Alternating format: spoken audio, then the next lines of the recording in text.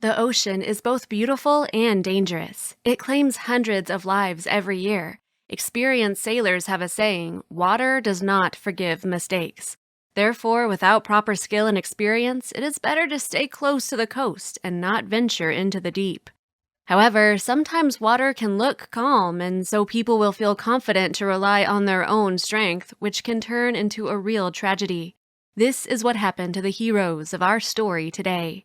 It happened in 2010 to three cousins, natives of the Tokelau Islands located in the Pacific Ocean. Samu Palesa, Philo Philo, and Atuni Nassau, who at that time were 12, 15, and 16 years old respectively, lived on the coast since childhood and considered themselves quite experienced navigators. These cousins often went out to sea in their aluminum boat to go fishing or just swim further from the shore. Their parents were not particularly worried about them because they knew the boys would not venture too far from the shore. One day, as usual, they took their boat out, intending to swim between the atolls of Tokelau. The adventure was expected to take only a couple of hours, so they only brought a few coconuts for sustenance. The islands there are so close to each other that large boats can't maneuver between them, only small boats. The boys had sailed through many times before, so they didn't doubt this time would be any different. However, something unexpected happened and the undercurrent prevailed, causing their boat to be tossed into the open sea. Do you think they had any chance of survival without any food, water, or sun protection? The first thing that people who have been lost to the ocean face is the scorching sun, from which there is nowhere to hide. Within hours, skin burns so badly that it blisters. Even going underwater offers no protection as the rays of the sun pass through the water, causing a prism effect and actually causing even more damage. The second thing is dehydration. Salt water should not be consumed in large quantities as it can cause kidney failure.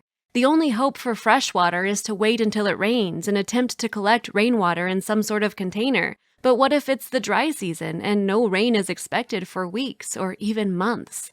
The third thing is lack of food. A person can survive much longer without food than without water, but nevertheless, sooner or later the body will starve without enough food.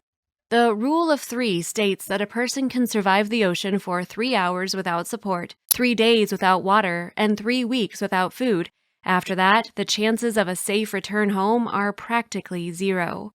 When the boys didn't return home when expected, their parents immediately reported to the Coast Guard.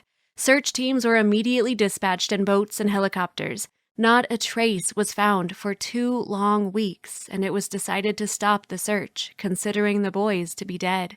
A funeral was held, and more than half of the village gathered to mourn the loss. Everyone was so sad to lose 3 young men that had shown such great promise. After some time, the San Nakanu fishing boat was returning home after a successful fishing trip. On that day, all the crew members were very tired and decided to take a shortcut home. They didn't go along the planned route, but despite the risk, took a shorter, uncharted route instead. Imagine the crew members' surprise when they saw a drifting boat in the distance. As they came closer to see what it was, they couldn't believe their eyes when they saw a small aluminum boat that drifted freely. Looking closer, the fishermen saw 3 motionless bodies inside the boat. The fishermen immediately brought the boys onto their ship. They were weak and dehydrated, and their skin was severely sunburned, but they were conscious and even tried to smile at their rescuers. The captain immediately brought the boys into his cabin where he treated their skin with ointment and allowed them to rest. Half an hour later, he brought them a small amount of water and told them to drink just a sip. But they were so dehydrated that the water absorbed right into their lips before they even had a chance to swallow. Another half hour later, the captain brought in more water and gave the boys 1 more sip. He continued to give them water like this every 30 minutes. Then after a few hours, when the boys became noticeably better, he gave them each a small cracker to eat. They ate the crackers very slowly, enjoying each crumb. It seemed to them that they had never eaten anything tastier before. A couple of hours later, they were given a slice of orange and a slice of apple. During this time, they continued to drink a few sips of water here and there. Some time later, the San Nakanu ship entered the port where a helicopter was already waiting to pick the boys up and take them to the hospital. When they recovered, they were sent home. We can only imagine how their parents felt, who had already come to terms with the death of their children. Of course, for them, it was a real miracle, a kind of resurrection. Everyone was eager to find out firsthand what had happened that day and how they managed to survive on their own for so long. They spent 50 days on the open sea without food, water, or shelter. They said when they first realized they were lost, they firmly decided right then that no matter what happened, they would not panic or fight with each other. Secondly, they didn't know how long they would be lost, so they decided to ration all the coconuts they had in the boat. However, no matter how little they tried to eat, the coconuts still ran out. They were prudent and did not throw away the shells, knowing they could collect rainwater in them. At first, there was no rain for a very long time, but one morning brought a good downpour and they were able to drink and collect a lot of fresh water. Unfortunately, the scorching sun evaporated almost all of the water they had saved.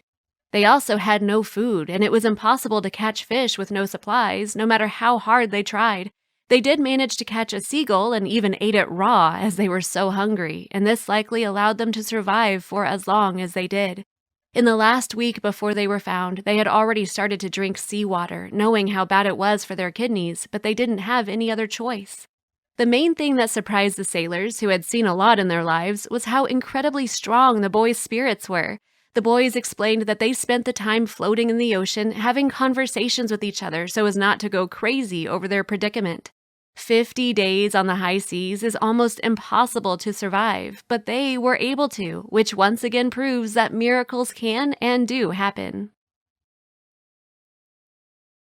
Friends, did you like this incredible story? If so, please click the like button, write your opinion in the comments, share this video with your friends, subscribe to the channel if you are not subscribed yet, and do not forget to click on the bell under the video so as not to miss our new videos.